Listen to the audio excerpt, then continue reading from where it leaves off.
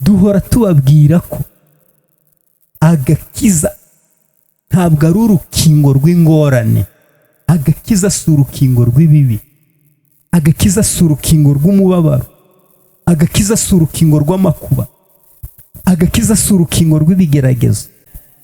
Simoni w'umukonikoni baramureka aguma mu rusengero akomeza yitanga, ariko igihe kiragera. Tubahaye ikaze kuri Agasuda TV. Ndabasuhuje inshuti bavandimwe bakozi b'Imana, bwoko bw'Imana, bakristo bagenzi banjye, Imana ibahe umugisha. Uyu munsi rero tugiye kongera kuganira kuri indi jambo, tugiye kongera kureba ikindi gice dukunda kubabwira ku bice bijyanye n'agakiza, bijyanye no kwizera Yesu Kristo, kuko icyo ngicyo nicyo kizagufasha kuva muri iyi si kikakugeza mu bwami bw'Imana, ari nacyo Uwiteka kwifuriza kugira ngo uzagere muri ubwo bwami. Ntabwo Imana ijya kohereza umwana wayo kugira ngo acungure abari ku isi, ntabwo yari ifite gahunda yo kugira ngo twebwe tuzanire icyubahiro, ntabwo kwari ukugira ngo dukunde isi, ntabwo kwari ukugira ngo tumenye ibyitwifuriza kuzabamo. Niyo mpamvu ivuga ngo, Bibiliya ivuga ngo imibabaro izaba irangiye, gutotezwa kuzaba gushizeho, agahinda kazaba karangiye, amarira no kuboroga ntibizongera kwibukwa, hazabaho kuramya no guhimbaza Imana. Mbese ni ukugira ngo wumve ko aho ngaho Imana ikwifuriza kujya ni ahantu heza cyane. Nitugerayo bazatubagira ibibyibushye, mbese ikintu cyose kinejeje amaso yawe, ngo iby'amaso atari yabona n'iby'amatwi atari yumva, ibyo ngibyo ni by'Imana yabikiye abayikunda.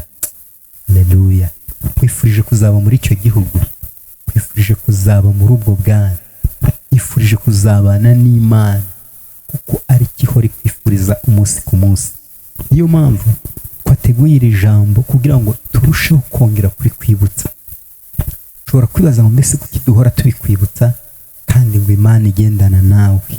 Hari impamvu ya mbere ni ukugira ngo utirara, ni ukugira ngo utibagirwa, ni ukugira ngo utarangazwa n'ibyo ubona bikagutera gutakaza amahirwe yo kuzaba muri icyo gihugu cyiza Iso ahora kwifuriza, ari we wakuremye, amaze kukurema abona ko bitari byiza ko ukomeza kuba muri ubwo burangare, abona ko atari byiza ko ukomeza kuba muri ubwo buyobe, ahubwo aravuga ati reka nohereze umwana wanjye w'ikinege amarane nawe imyaka iyi n'iyi, arimo kumwigisha, arebe ubwo buzima abayemo mu isi, ese ubwo buzima burashoboka? Ubushize twababwiye ukuntu ushobora kunesha irari ry'umubiri. Abantu benshi bavugaga ko bidashoboka, bavuga ko bidashoboka, ariko ibyo ni ibintu bishoboka cyane, kandi ni ibintu twakozeho, natwe twabayemo tubona ko bikunda. Ntabwo rero ibintu by'ubwami ntabwo ari ukuvuga ngo ntabwo bibaho. Abantu benshi bakaba muri icyo gice bakavuga ko bidashoboka, bakavuga ko Imana hari uburyo yasetinze umubiri. Hari n'uwo twigeze kuganira aravuga ngo mbese kuki habaho ibintu bitandukanye muri ubu buzima tubamo, muri iyi si dutuye, kuki habaho gusaza, hakabaho ibintu bitandukanye, se kuki ibyo byo ushobora kubyirinda kandi Imana yarabishyizeho? Ariko ntabwo ari ibyo kuba ushobora kwiyandarika. Menya ko ni nk'uko wavuga ngo perezida afashe umwumbati arawuhekenye mu muhanda, cyangwa se afashe irindazi cyangwa ikindi kintu agiye ari kukirya mu muhanda. Ntabwo nzi ko ibyo bintu byaba binejeje amaso. Rero nawe ugomba kumenya ko ufite agaciro kari high level, kari hejuru cyane, ko uri umwana w'Imana, uri umwana w'ubwami, uri umwana w'umwami ukomeye uruta abami bose. Niyo mpamvu rero ntabwo ari byiza ko wiyandarika,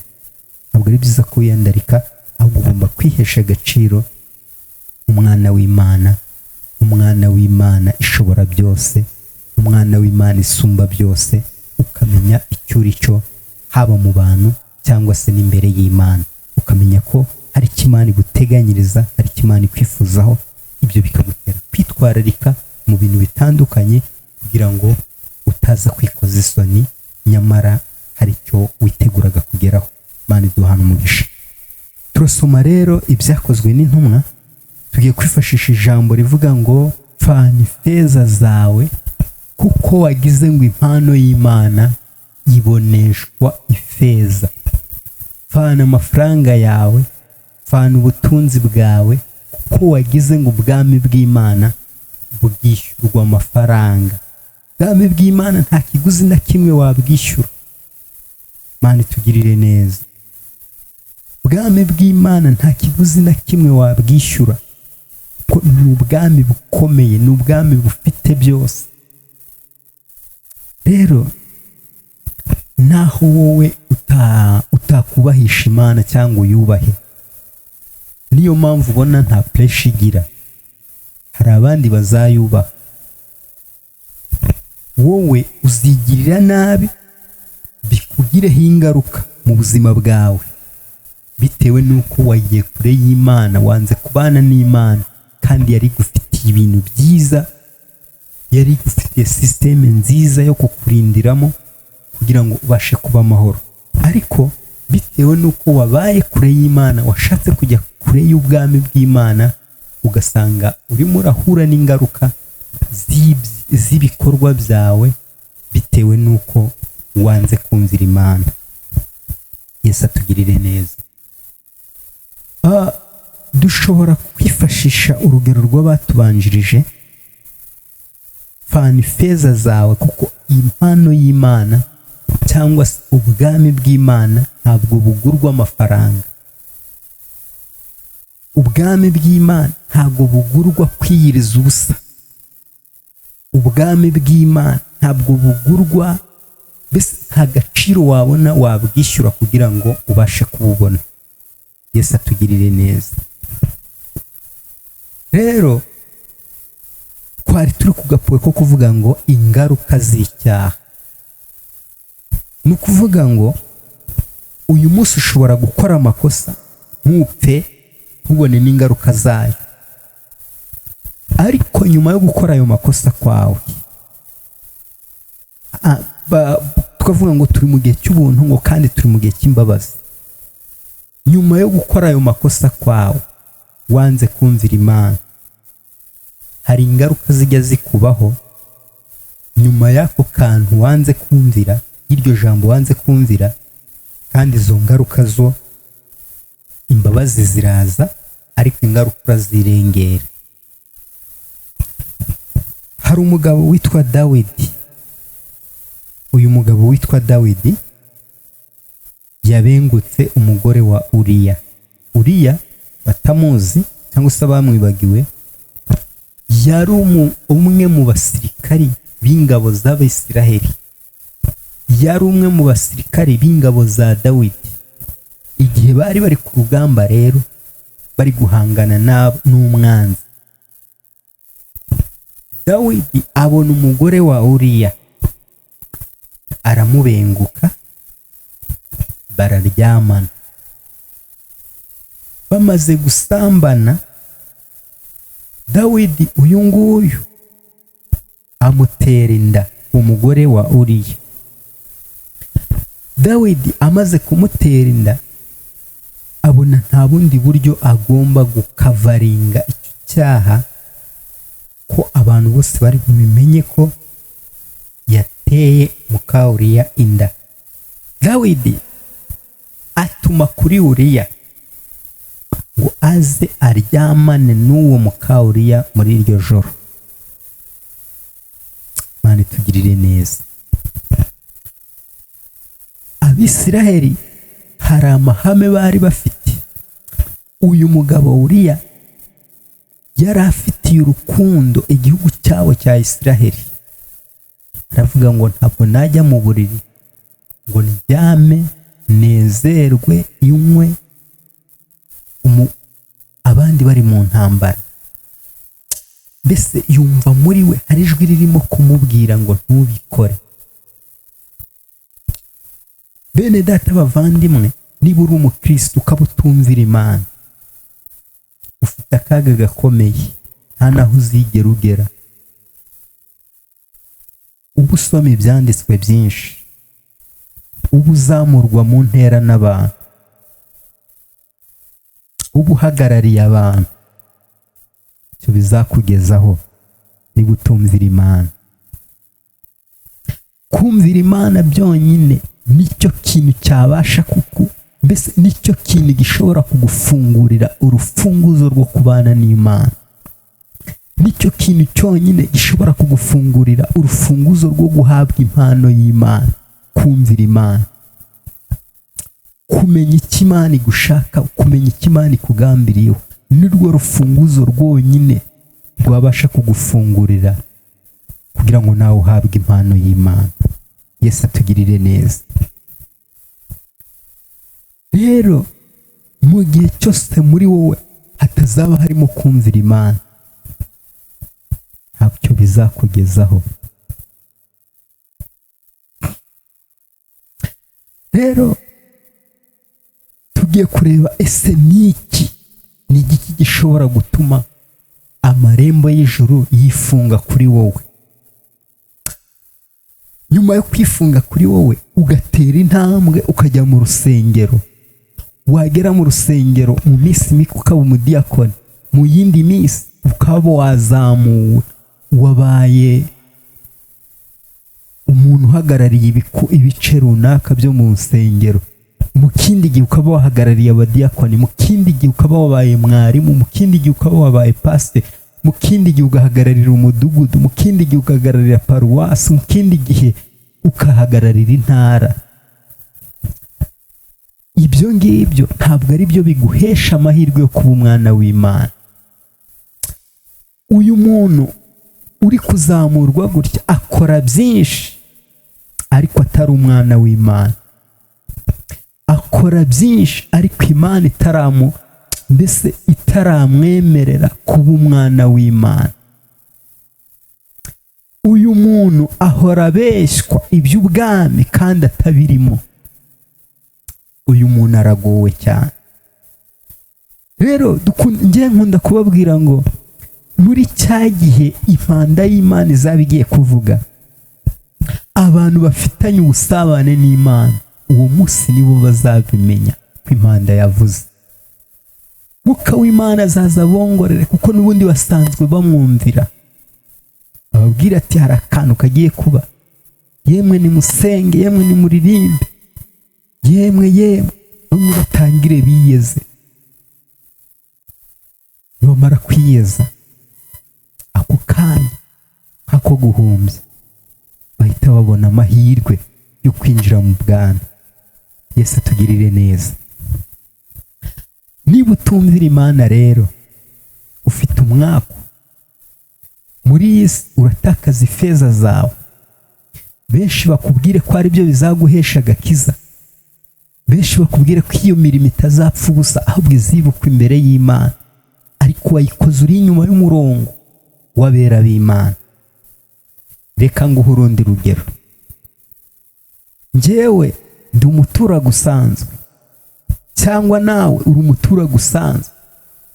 Hari abantu bashinzwe kurinda perezida, hari abantu bashinzwe kumugenda iruhande, hari abantu bashinzwe kurinda umutekano we. Aba bantu barazwi.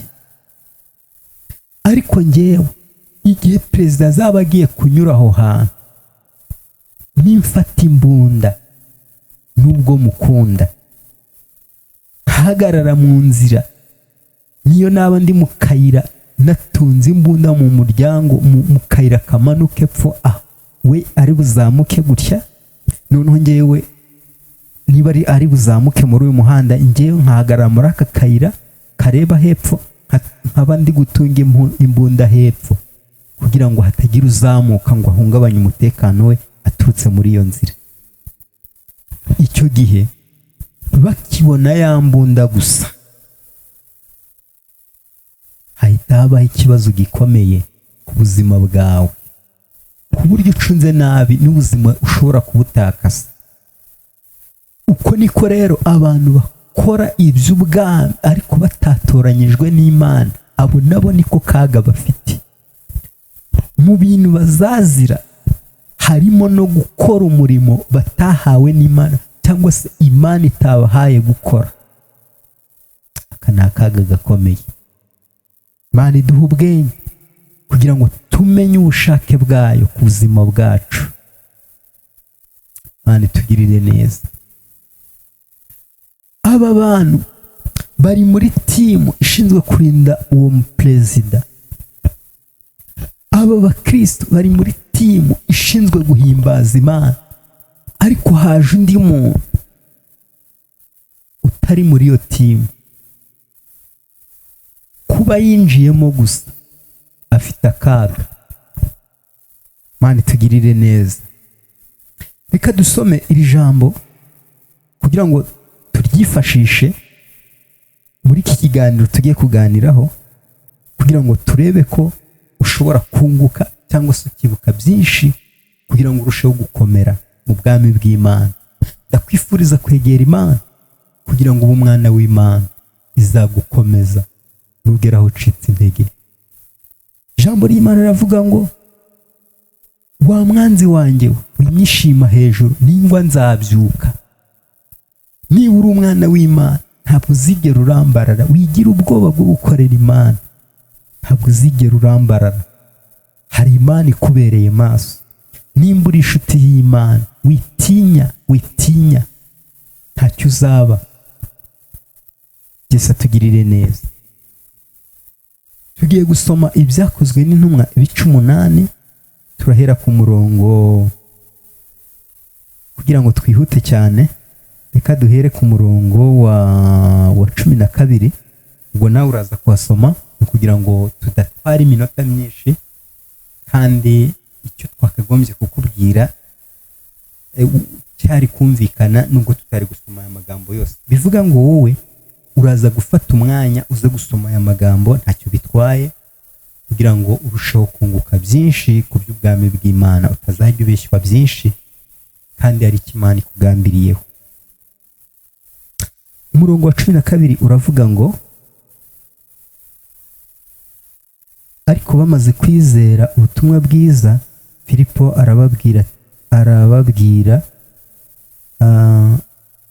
bamaze kwizera ubutumwa bwiza, Filipo ababwira bw'ubwami bw'Imana n'ubw'izina rya Yesu Kristo. Barabatizwa abagabo n'abagore, na Simoni ubwe aremera. Kandi amaze kubatizwa agumya kubana na Filipo. Abonye uburyo akora ibimenyetso n'imirimo ikomeye, arumirwa. Nuko intumwa zari i Yerusalemu zumvise yuko Abasamariya bemeye ijambo ry'Imana, zibatumaho Petero na Yohana. Nabo basohoyeyo barabasabira ngo bahabwe Umwuka Wera, kuko hari hataragira n'umwe wo muri bo amanukira, ahubwo bari barabatijwe gusa mu izina ry'Umwami Yesu. Nuko babarambikaho ibiganza, bahabwa Umwuka Wera. Ariko Simoni abonye yuko abarambitsweho ibiganza by'intumwa bahabwa Umwuka Wera, azizanira ifeza, arazibwira ati, nanjye nimumpe ubwo bubasha, ngo uwo nzarambikaho ibiganza ahabwe Umwuka Wera. Yesu atugirire neza. Twarimo tuvuga ngo hari ibintu bishobora gutuma utaba umwana w'Imana. Hari ibintu bishobora kukubera inzitizi bigatuma utagendana n'Imana. Hari ibintu bishobora kukubera umutego bigatuma Imana utabana nayo, itakumenyesha amabanga bitewe n'ibyo bintu bikwitambitse imbere. Uyu Simoni w'umukonikoni yari yubashywe cyane hariya muri uriya mudugudu wabo w'i Samariya, kuko yakoraga ibitangaza abikoresheje ubupfumu bwe, bigatuma abantu bamubona nk'igitangaza. Uyu Simoni rero, igihe aba ba Filipo bari baje kubwiriza muri uwo mudugudu wabo w'i Samariya, nibwo uyu Simoni yabonye abantu benshi bari guhindukirira ba Filipo. Ntabwo yakijijwe n'uko we yashakaga gukizwa, ahubwo yimeye ubutumwa bwiza ashaka kwinjira ngo ajye kureba icyo ba Filipo bari gukoresha, kuko uyu Simoni yari umukonikoni, yakoraga ibitangaza nawe ariko abikoresheje ubukonikoni. Agiye kubona abona hari sisiteme nshyashya yaje. Hari abakristo benshi badakizwa n'uko ijambo ry'Imana riri kubabwira ubwami bwo mu ijuru, ubwami bw'Imana aho twitegura kujya, ahubwo bagakizwa n'uko ni wenda yabonye wambaye neza, avuga ati abakristo nanjye nimba umukristo nzaba umukire. Urabona ukuntu uriya muntu yahindutse, urabona ukuntu uriya muntu akeye, nanjye ndashaka kuba umukristo. Akinjira mu bwami. Noneho yamaze kugeramo indani rero, ibyo abonye byose yegera abantu ngo ababaze ngo niki gituma mwuzura umwuka wera. Iyo bamubwiye ngo ni ugusenga, uwo ni we wa wundi ujya mu butayu, akajya mu butayu ariko mbese ntabwo azi ikintu, ntabwo azi ikintu. Impano ntisabwa, impano urayigenerwa. Banza utacyumvise neza, ni ukuvuga ngo impano ntabwo bayisaba. Iyo uyisabye ntabwo iba ikiri impano. Oya, impano ntabwo bayisaba, ahubwo impano urayigenerwa. Simoni w'umukonikoni rero, we kuko atari yambaye agakiza, ntabwo yari yinjiye mu gakiza agakeneye, ahubwo uyu Simoni w'umukonikoni yinjiye mu gakiza kuko yabonaga hari tekinoloji nshyashya yaje kandi ishaka kumukura ku cyubahiro, ishaka kumukura ku isoko. Simoni abantu bose bamutegaga amatwi, abantu bose baramwumvaga, abantu bose bahoraga bibaza Simoni niko agiye gukora noneho uyu munsi wa none. Bamwe bakavuga ngo ni imbaraga y'Imana imubamo, ngo ni Imana yamwohereje ngo aduhagarare, ni Imana ese ahagarariye Imana, ni ibintu nk'ibyo. Simoni rero, haza Filipo atangira kubwiriza ubutumwa bwiza. Simoni ngo yitegereze, abona abakomeye n'aboroheje bari kumusanga, nta feza nta zahabu bamuhaye. Uku niko natwe dukora amagurupe runaka kugira ngo tujye dufatanye, kugira ngo twunguke iby'ubwami bw'Imana, dufatanye muri ubu buzima bwacu, ukuntu dushobora kwigenga kugira ngo tubashe gukontorora ubuzima bwacu bubeho neza. Niburangiza kubaho neza, duke dufite ni gute twatujera kandi tukabonamo ibyo dukeneye byose. Noneho hakaba abandi binjirira muri ayo magurupe bafite gahunda y'ubujura.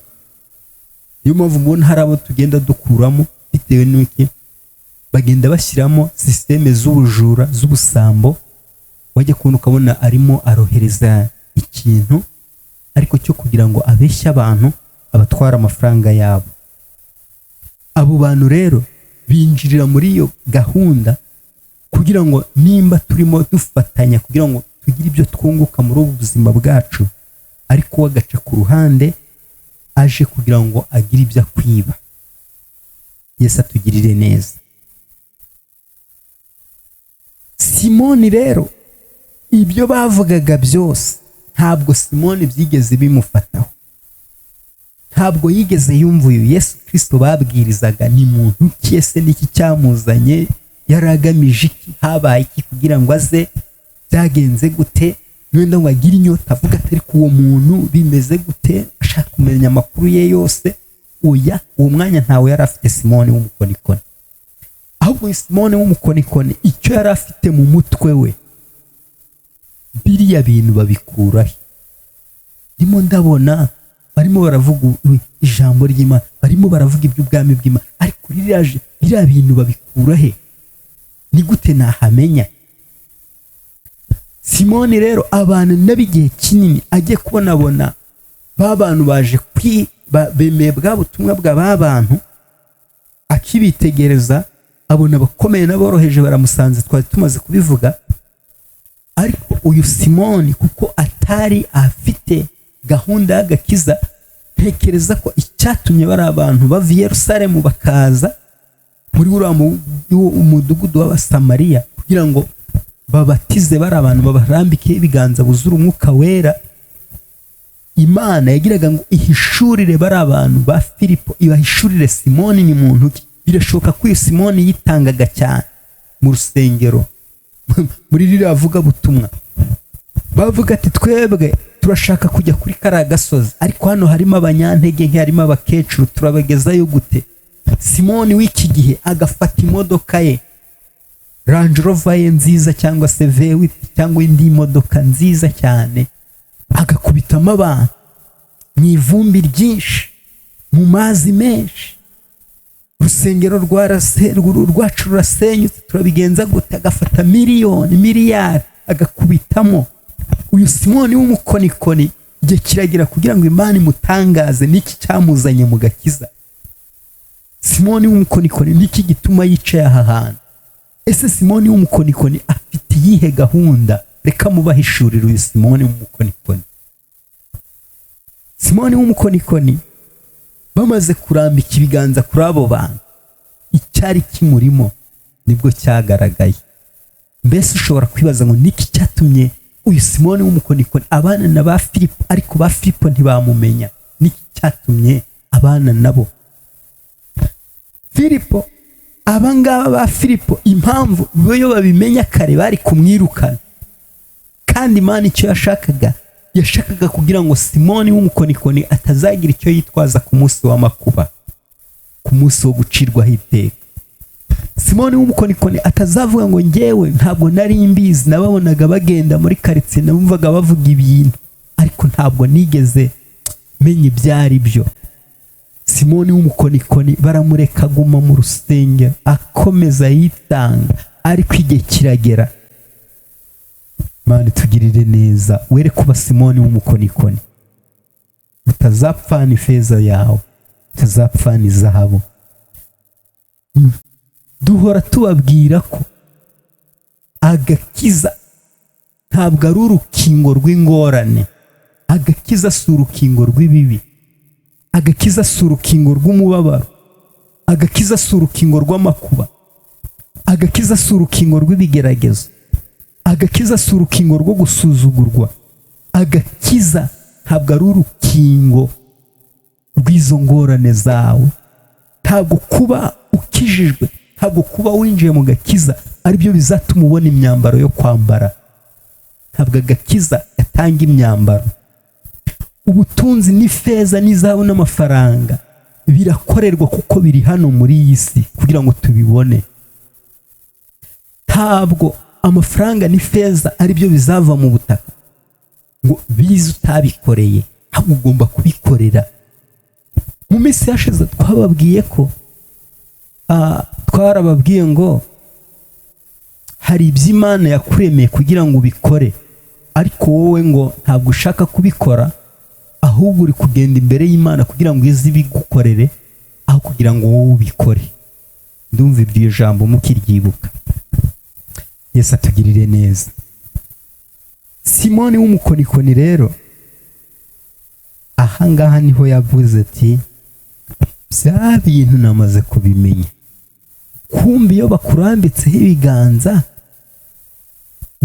wakira imbaraga y'umwuka wera ugasengera abarwayi bagakira? Ndabibonye. Abo bantu bari baturutse i Yerusalemu, urabyibuka? Ubyibuke ngo baturutse i Yerusalemu bazi Samariya. Bakigera i Samariya, abo ngabo nibo basengeye abanyasamariya buzura umwuka wera. Simoni rero nta gihe yari afitanye n'aba bantu kugira ngo abigeho, ahubwo yabonaga benda gusubira aho baturutse. Niko guhita avuga ati, reka mbahe ifeza n'izahabu batari bancika. Petero rero akimara kwitegereza uwo Simoni, yaza cyangwa se reka dutekereze nka Filipo cyangwa se nkawe.